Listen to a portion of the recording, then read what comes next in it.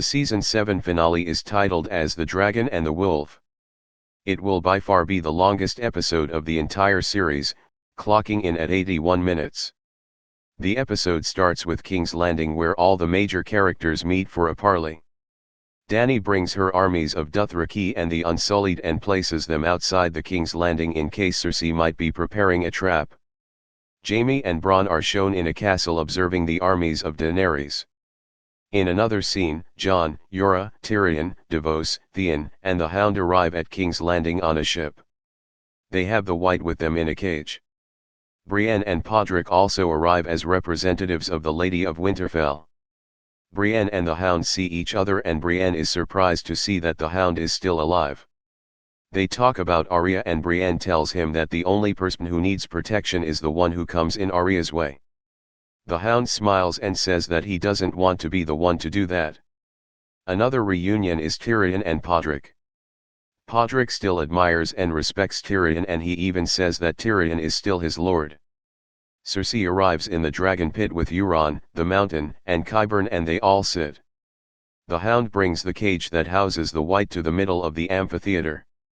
Cersei asks Tyrion where Dany is. This is when Dany arrives on top of Drogon along with Rhaegal. Cersei and Euron are amazed to see the dragons.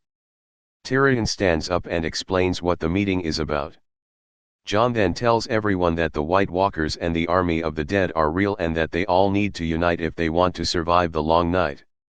Cersei refuses to believe them, upon which the Hound opens the cage and the White tries to attack Cersei, but the Hound has him chained up.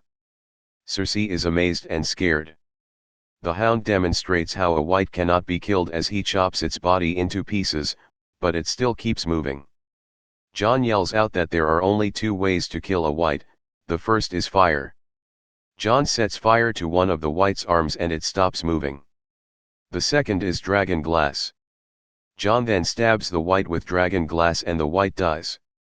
Jon then gives a speech about the long night and how they need to come together to fight the Night King. Euron seems scared and he asks Jon about how many of these creatures are there. To which Jon replies, hundreds of thousands. Well, can they swim? Euron asks. Jon responds with a no. Euron then says that he is going back to Pike and leaves. Cersei now sees the danger but she still wants to be the queen more than anything else. She offers Jon to be the Warden of the North. But Jon swears an oath to Daenerys in front of everyone and says that he can only serve one queen and that queen is Daenerys Targaryen. Cersei is pissed that a northern savage has said this and she too leaves. Brienne tries to convince Jaime to change Cersei's mind. Jaime says that he admires her loyalty to Starks. Brienne says, fuck loyalty. This is about survival. Dany and Jon now have seen the Cersei's response and they know that they won't have the southern armies to fight the Whites in the north. Tyrion heads to the Red Keep with the Mountain behind him. Tyrion and Cersei have a conversation in which Cersei again blames Tyrion for all the problems their family has gone through. Tyrion says that it's not his fault and that his father wanted him dead so he had no choice but to kill him. He further says that if I'm so evil then why don't you order the Mountain to kill me? Cersei doesn't reply to this. Tyrion then tells her about how he prevented Dany to attack King's Landing and that he's not as bad as she thinks. He pours wine for both of them but Cersei doesn't drink. This is when Tyrion finds out about her pregnancy. He asks her but she doesn't reply, though her expressions say it all. Tyrion and Cersei then head back to Dragon Pit where Cersei agrees to send her troops to the north to fight against the White Walkers. Meanwhile in Winterfell, Littlefinger is still trying to get inside Sansa's head.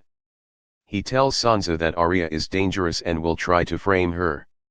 In Dragonstone, Dany, Tyrion, and Jorah discuss their strategy against the White Walkers, where Jorah displays a great deal of knowledge about the strategies of Targaryen kings.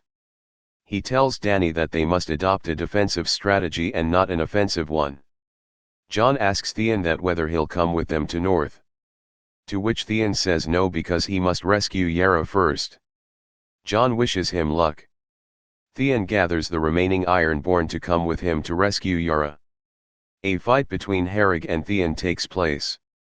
Harrog kicks Theon in the nuts a few times but Theon doesn't feel a thing. He gives Theon a pretty badass beating but then Theon gets his shit together and defeats him. He then heads out with the Ironborn to rescue Yara. Back at Winterfell, Sansa calls a meeting of all the northern Bannermen. In the presence of all the lords, she calls on Arya to come forward. She then says that it's time to judge the great treacheries that have been done to the north. She looks at Arya and says, "You need to tell me how many times have you betrayed North?" Arya can't believe her ears. Sansa says again, "You need to tell me how many times have you betrayed North Lord Baelish." She then starts listing all of Littlefinger's treacheries and betrayals. "You betrayed my father, you killed Alyssa and Jon Arryn." This is also when she pulls out the Valyrian steel dagger, which Littlefinger had once gave to Catspaw assassin to murder Bran. Bran is sitting next to her and he's the one who has told her all of these things. Bran then says, "You once told my father, I told you not to trust me." Littlefinger is shocked to hear this. Sansa then tells the lords how he sold her to the Boltons. Littlefinger tries to talk his way out of this and asks Yohn Royce's help. No one listens to him and Sansa says, "Thank you for all your lessons Lord Baelish." She then nods to Arya, who slits Littlefinger's throat, probably with the Valyrian steel dagger. He starts to choke on his own blood and falls to the ground holding his throat, and dies. In King's Landing, Jaime has a conversation with Cersei about the upcoming war. Jaime looks at the map of the north and intends to gather Lannister armies to go north. This is when Cersei reveals her true intentions, that she won't be sending her armies to the north, and that she wants White Walkers to kill all of her enemies. She also tells him that Euron's cowardly escape was actually her plan all along, and that he's traveling to Essos to hire the Golden Company on her behalf. The Golden Company is the largest and most expensive band of mercenaries in the Free Cities. Jaime is disgusted by Cersei and continues to argue, at which the Mountain draws his sword, in case things get ugly. After this ordeal, Jaime leaves Cersei and we see Jaime leaving the city. On his way out of the King's Landing, he stops to fix his golden hand and looks back to the Red Keep. This is when the first snowflakes begin to fall on King's Landing. In Winterfell, Bran is visited by Sam, who tells him that he needs to see Jon Snow. Bran says that he knows that Jon is Rhaegar and Lyanna's son and that he was born in Dorne. So his real name is Jon Sand, not Jon Snow. Sam tells him that Jon's not a Sand, because he has seen it in the records that Rhaegar had his marriage with Elia annulled, and married Lyanna. He asks Bran that if he can see into the past and the future, then he should see for himself, which Bran does. Bran sees the marriage of Rhaegar and Lyanna in a forest. As he sees it, he realizes that Robert's rebellion was all based on a lie. Then scenes start to switch back and forth between Jon and Dany on the boat and flashbacks of Rhaegar and Lyanna. Jon and Dany enter a cabin together and start making love with each other. Tyrion is the only one who notices them going into the cabin. Then we see Ned Stark in the Tower of Joy, where Lyanna tells him that the baby's name is Aegon Targaryen. Bran is shown watching this, and he then tells Sam that Aegon Targaryen is the legitimate heir to the Iron Throne. In another scene, Arya and Sansa finally reconcile. Arya tells Sansa that she's the strongest woman she has ever met, and Sansa tells her that she could have never achieved the things that Arya did. As the episode comes to an end, we see the wall through the eyes of Bran, who's warged into a bunch of crows. We are shown the East Watch where Beric and Tormund are. They are shocked when they see the Night King flying in on Viserion out of nowhere. Viserion attacks the wall and wall starts to break apart in a V shape. The episode ends with Night King flying through the wall on Viserion.